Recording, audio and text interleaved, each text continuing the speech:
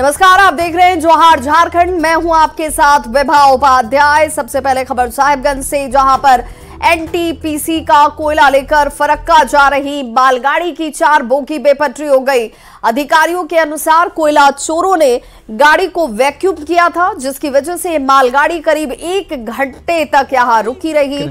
जब गाड़ी वहां से रवाना हुई तो अचानक पटरी से उतर गई। मौके पर पहुंची रेलवे की सिक्योरिटी और रेस्क्यू टीम रेल पटरी को ठीक ठाक कर बेपटरी हुई बोगियों को आगे भेजने के प्रयास में जुटी रही। कि ये जा रही थी इसमें कोयला लदा हुआ है। हाँ। इसका ट्रेन कहाँ चला गया? वो आगे ले गया। मतलब घटना का क्या कारण हो सकता है? मतलब ये जो घटना घटी है, घटना का क्या कारण हो सकता है, अभी तो वहाँ गेट से इन्वेस्टिगेशन का बाद ही पता चलेगा। हाँ। खूंटी के सिलादोट गांव में 11 साल की युवती ने फांसी लगाकर आत्महत्या कर ली। युवती के घरवाले धान काटने के लिए खेत गए हुए थे। जब घर लौटे तब देखा कि युवती फांसी के फंदे से लटकी हुई है। फिलहाल पुलिस इस मामले की जांच में जुट गई है।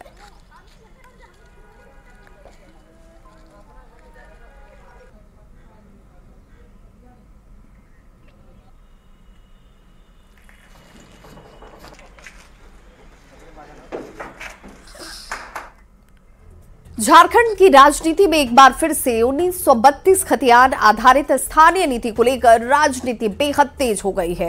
राजभवन से विधेयक लौटाए जाने के बाद राज्य की हेमंत सोरेन सरकार दोबारा इसे भेजने का मन बना चुकी है। संसदीय कार्य मंत्री आलमगीर आलम ने स्पष्ट कर दिया है कि सरकार आदिवासी मूलवासी से किए गए वादों को लेकर कटिबद्ध है। 3rd और 4th ग्रेड की नौकरी में आदिवासी और मूलवासियों को तरजीह दी जाएगी। इधर बीजेपी विधायक और मुख्य सचेतक विरंची नारायण ने कहा कि 1932 खतियान आधारित स्थानीय नीति के पक्ष में बीजेपी शुरू से रही है, लेकिन सरकार के पास इसे लेकर कोई नियम या फिर नीति नहीं है। राज्य सरकार सिर्फ इस मुद्दे पर राजनीति कर लोगों को गुमराह करने का काम कर रही है। देर में उसको लुटाया संशोधन के लिए, लेकिन हम लोग आम जनता से कटिबद्ध हैं कि हमारा जो मिशन है, जो लेकर हम लोग चल रहे हैं, तो निश्चित तौर पर 1932 का खतियान का आधारित स्थानीय नीति बने और यहाँ के लोगों को कम से कम 3rd ग्रेड 4th ग्रेड में लाभ मिले। इसके लिए हम लोग पुनः विधानसभा में लाने की तैयारी कर रहे हैं। हमारे नेता ने, श्रीमान बाबूलाल मरांडी जी ने कई बार कहा है कि हम 1932 के खतियान के विरोधी नहीं है। नियम संगत, कानून संगत जो भी नीति है वो बने। दरअसल 1932 जो है के नाम पर जेएमएम कोरा राजनीति कर रहा है और कुछ नहीं कर रहा है। जो व्यक्ति सदन में कहा हो, झारखंड के मुख्यमंत्री ने सदन में कहा कि 1932 का खतियान जीवन में कभी लागू हो ही नहीं सकता, और वो व्यक्ति सिर्फ भावनात्मक मुद्दों को उभारने के लिए बाहर में कहे कि नहीं 1932 लागू करूंगा, जब दबाव बना कहीं से तो फिर वो सदन में भी कहने लगे कि मैं लागू करूंगा। तो ये झारखंड की जनता बढ़िया से समझ रही है। मुख्यमंत्री हेमंत सोरेन आज अचानक से झारखंड विधानसभा पहुंच गए। बिना किसी सूचना के सीएम के पहुंचने से विधानसभा में हलचल तेज हो गई। सीएम का कारकेड में गाड़ियों की काफी कम संख्या नजर आई। सीएम के साथ उनकी पत्नी कल्पना सोरेन भी मौजूद रहीं। करीब 1 घंटे तक मुख्यमंत्री अपनी पत्नी के साथ विधानसभा का भ्रमण करते नजर आए और मुख्यमंत्री ने विधानसभा के बाहर चल रहे निर्माण कार्य को भी देखा। मौके से ज्यादा जानकारी दे रहे हमारे सहयोगी अविनाश कुमार। सीएम हेमंत सोरेन आज बगैर कारकेड के अपने आवास से विधानसभा पहुंचे। इस वक्त हम आपको ये तस्वीर दिखा रहे हैं जब विधानसभा से वो उनका वाहन वापस आवास की ओर जाएगा। जो जानकारी मिली कि किसी को कोई सूचना नहीं थी। जो कारकेड होते हैं, कारकेड में जो गाड़ियों का लंबा काफिला होता है वो नहीं था। और यहाँ भी आपको दिखाएं कि ये स्टार्टिंग वाली जो गाड़ी है, जो कारकेड के सबसे आगे आगे चलती है, वो गाड़ी यहाँ से जा रही है और पीछे जो गाड़ी आएगी वो सीएम हेमंत सोरेन की होगी।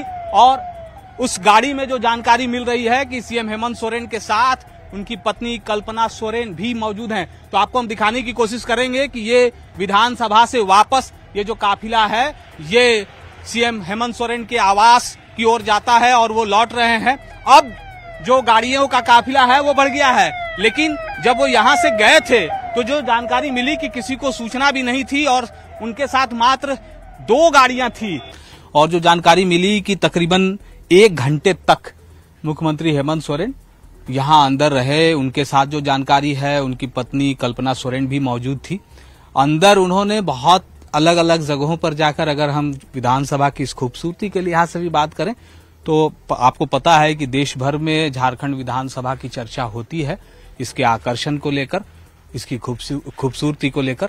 और ये सारी चीजें इसलिए मैं बता रहा हूं क्योंकि जब आज हेमंत सोरेन के साथ उनकी पत्नी कल्पना सोरेन, जो कि जानकारी आ रही है, जो जानकारी हम तक पहुंच रही है उसके मुताबिक जब वो पहुंची थी तो उन्होंने विधानसभा के अलग अलग हिस्सों का मुआयना भी किया और काफी देर तक वो मुख्यमंत्री के साथ रही और इसी फिर गेट से वापस मुख्यमंत्री आवास के लिए वो प्रस्थान किए हैं। तो इस वक्त शीतकालीन का सत्र भी चल रहा है और हमने आपको दिखाया भी कि किस तरह से जो सीएम हेमंत सोरेन का जो कारकेड था वो कैसे यहां से जब वापस जा रहा था, वो भी हमने आपको दिखाया कि यहां से जब वो वापस लौटे तो सीधे आवास की ओर गए। जो कारकेड में गाड़ियां थी, वो जो जानकारी पहले मिली कि जब वो अपने आवास से निकले थे तो बहुत सारी गाड़ियां नहीं थी, जो फुल कारकेड जिसकी बात हम करते हैं वो उपलब्ध नहीं थे। बाद में जो गाड़ियों का जो काफिला हम देख पाए उसमें बहुत सारी गाड़ियां इंक्लूड हुई हैं। तो ये एक चर्चा का भी विषय रहेगा कि अचानक मुख्यमंत्री हेमंत सोरेन यहां पहुंचे। वैसे तो शीतकालीन का सत्र चल रहा है, कल दूसरा दिन होगा, अनुपूरक बजट भी इसी विधानसभा के पटल पर आना है। कैमरा पर्सन संत के साथ अविनाश कुमार, न्यूज 18 रांची। तो रांची में बीजेपी विधायक विरत नारायण ने सीएम हेमंत सोरेन पर ईडी के सवालों से भागने का आरोप लगाते हुए कहा कि ईडी के 6 बार संबंध के बाद भी सीएम हेमंत सोरेन कभी हाईकोर्ट तो कभी सुप्रीम कोर्ट तो कभी दुमका जाकर बोलते हैं कि मैं किसी से नहीं डरता। सच का सामना करते हुए सीएम को ईडी के सवालों का जवाब देना चाहिए, क्योंकि देश की जनता को जानने का हक है कि ये करोड़ों रुपए कहां से आए और किसके हैं। समझ जा रहा हो और सीएम अगर भागे ईडी को फेस करने से, तो क्या यह झारखंड की जनता को जानने का अधिकार नहीं है कि सीएम क्यों भाग रहे हैं?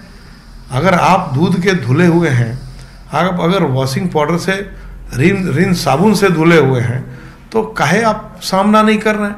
आप सच का सामना कीजिए और आप कहिए कि आप सही हैं, आप निर्दोष हैं।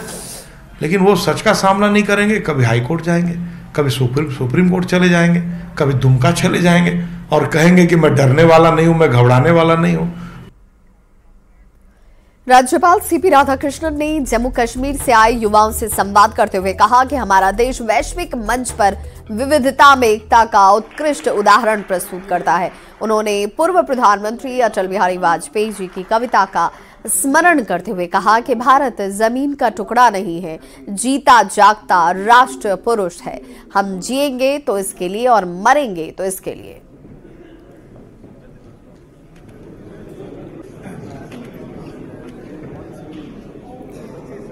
You can worship the God in your own way. That is 100% religious freedom is there in the world. That is number one. Country is ours, and we all are one. That is, we have to ensure the unity and equality. That a Tamil now can go from the south to Kashmir and buy a land. A Kashmiri can go to the Tamil Nadu and buy a land. That is what is equality. That has been established. That we all are equal. That means no single citizen is superior to the other. All are equal. Jamtara के गोपालपुर गांव में लोगों ने PWD पर लापरवाही का आरोप लगाते हुए आंदोलन करने की चेतावनी दे दी है। ग्रामीणों ने कहा कि सड़क निर्माण के दौरान हर घर नल योजना की पाइप क्षतिग्रस्त हो गई थी। पेयजल स्वच्छता विभाग ने 6 महीने में पानी सप्लाई करने का आश्वासन दिया था, लेकिन 2 साल बीत जाने के बाद भी विभाग ने इस पर कोई ध्यान नहीं दिया। वहीं गांव के लोगों को 1 किलोमीटर दूर दूसरे गांव से पानी लाना पड़ता है, जिससे उन्हें काफी परेशानी हो रही है। 1 किलोमीटर से पानी ढो करके लाना पड़ता है पीने के लिए है। जबकि भारत सरकार जो है नल से जल घर घर में पीने का व्यवस्था किया, जो पानी मिल रहा था उसको भी काट दिया गया। और यहाँ मोटा मोटी लगभग 1000 परिवार को पानी से वंचित हो रहा है। काहे पानी से वंचित हो रहा है? सरकार इतना पैसा दे रहा है, सरकार खर्चा कर रहा है, ये अफसर को मनमानी है। अब बोल रहा है आज होगा कल होगा, लेकिन आज तक पानी यहाँ जनता को नहीं मिल रहा है। और हम अफसर से मांग करते हैं, अगर एक सप्ताह में आपका चैनल के माध्यम से एक सप्ताह के अंदर अगर पानी ये लोग गुमला के भरनू मिशन चौक को संघर्ष मोर्चा के बैनर तले आंदोलनकारियों ने जिला परिषद अध्यक्ष के नेतृत्व में 2 दिन की आर्थिक नाकेबंदी की। आंदोलनकारियों ने मान सम्मान के साथ नियोजन में सीधी नियुक्ति और 50-50 हजार रुपए देने की मांग को लेकर नाकेबंदी की। साथ ही राज्य में समता जजमेंट लागू करने और आदिवासियों को 26% रॉयल्टी देने की भी मांग की। के लिए तो सरकार को निश्चित तौर पर इस पर चिंतन मंथन करने की आवश्यकता है, क्योंकि झारखंड सरकार जब बोल रहे थे कि हम आंदोलन जो किए हैं उसको हम पूरा अधिकार देंगे, उनको पेंशन देंगे, इस तरह का उन्होंने वादा किया था चुनाव से पहले। तो बिल्कुल ये आंदोलनकारी हैं, आंदोलन किए हैं, ये लोग का मांग हक और अधिकार के लिए लड़ाई लड़ रहे हैं। तो सरकार को निश्चित तौर पर इन पर चिंतन मंथन करने की आवश्यकता है, इन लोग का मांग को पूरा करने की जरूरत है। का मान सम्मान नहीं दे रहा है, न हमरा किसी तरह का ब्लॉक में चिन्हा जा रहा है, न किसी सरकारी दफ्तर में हम लोग को चिन्हा जा रहा है। हम लोग को तो बेगैर छोड़ दिया गया है। हम लोग को कुछ चाहिए ना, सरकार के लिए हम लोग इतना किए हैं।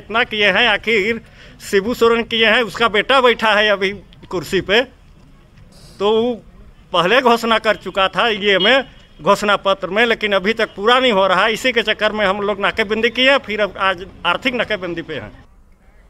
झारखंड के खूंटी से एक अच्छी तस्वीर सामने आई। यहां 12 से ज्यादा गांव के लोगों ने खुद ही ट्रैक्टर से अफीम की खेती को नष्ट कर दिया। ग्रामीणों ने खेती नष्ट करते हुए उसका वीडियो भी बनाया और पुलिस को इसकी जानकारी दी। जिले के एसपी का कहना है कि पुलिस ने अफीम से होने वाले नुकसान को लेकर लोगों को जागरूक किया था, जिसके बाद ऐसी तस्वीर सामने आ रही है। लोग आया था और हम लोग समझाया और बुझाया, और हम लोग दूसरों का लोग लालच से ये सब लगाए थे। तो अफीम का खेत लगाना अपराध है, इसीलिए हम लोग आज ट्रैक्टर से अपना खेत को बर्बाद कर रहे हैं, और अगले बार ज़िंदगी तक हम लोग ये खेती नहीं करेंगे। देखिए, लगातार जिला प्रशासन जो है सितंबर से ही इस मुहिम में जुटी है कि जो भी अफीम की खेती होती है उसको आइडेंटिफाई किया जाए और डिस्ट्रॉय किया जाए। हम लोग 15 सितंबर से ही अभियान चला रहे हैं गांव-गांव में जाके सभी थाना क्षेत्रों में, और जिसका परिणाम पहली बार हुआ है कि कई ऐसे गांव हैं, दर्जन भर ऐसे गांव हैं जहां पे लोगों ने ग्राम सभा करके और खुद से अफीम को डिस्ट्रॉय किया है और पुलिस को उसका वीडियो भेजा है कि गाँव पर कोई कार्रवाई नहीं की जाए। तो ये पुलिस की दबिश के कारण ही हो। जामताड़ा में साइबर पुलिस ने छापेमारी करते हुए 3 शातिर साइबर अपराधियों को गिरफ्तार कर लिया। एसपी ने गुप्त सूचना के आधार पर छापेमारी की, जिसमें कई मोबाइल जब्त किए गए। पुलिस के अनुसार क्रेडिट कार्ड और डेबिट कार्ड बंद होने के नाम पर लोगों से ये लोग ठगी कर रहे थे। साइबर अपराधियों के पास से 12 मोबाइल, एक आईपैड, 18 सिम कार्ड बरामद हुए। माटा थाना अंतर्गत के हैं और इस संबंध में जो है 72/23 जो है कांड दर्ज किया गया है।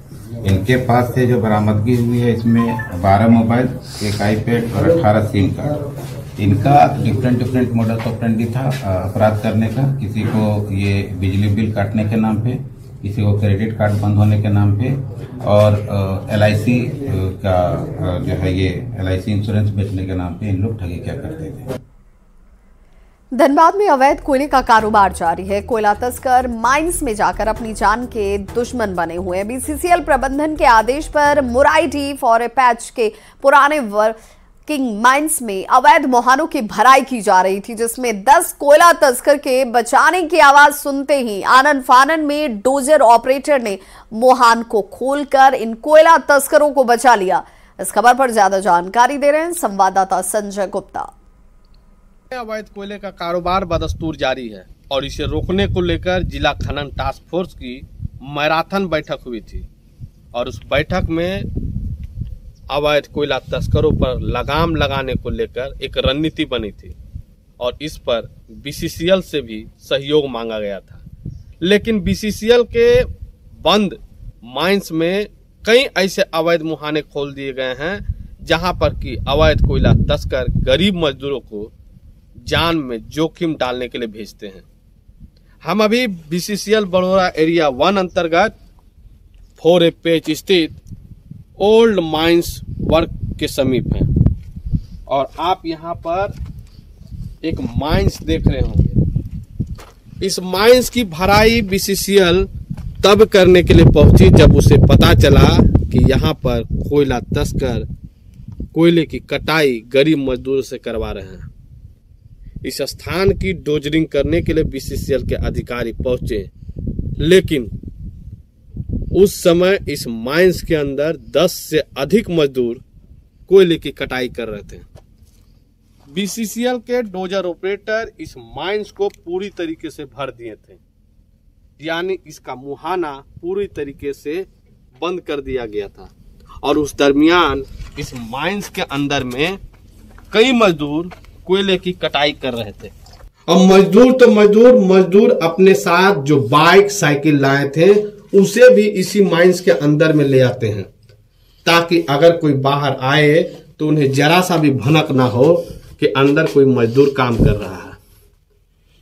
खैर जो भी हो, लेकिन कम से कम डोजर ऑपरेटर के सूझबूझ के कारण शुक्र है कि 10 मजदूरों की जान बच गई, यानी 10 जो मजदूर थे इस माइंस के अंदर जिंदा दफन होने से बच गए।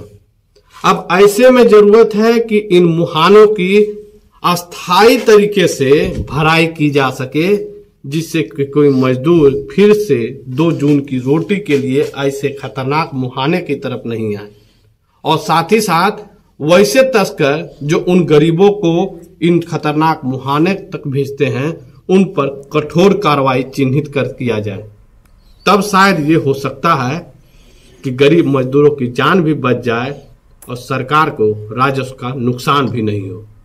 संजय गुप्ता, न्यूज़ 18, धनबाद।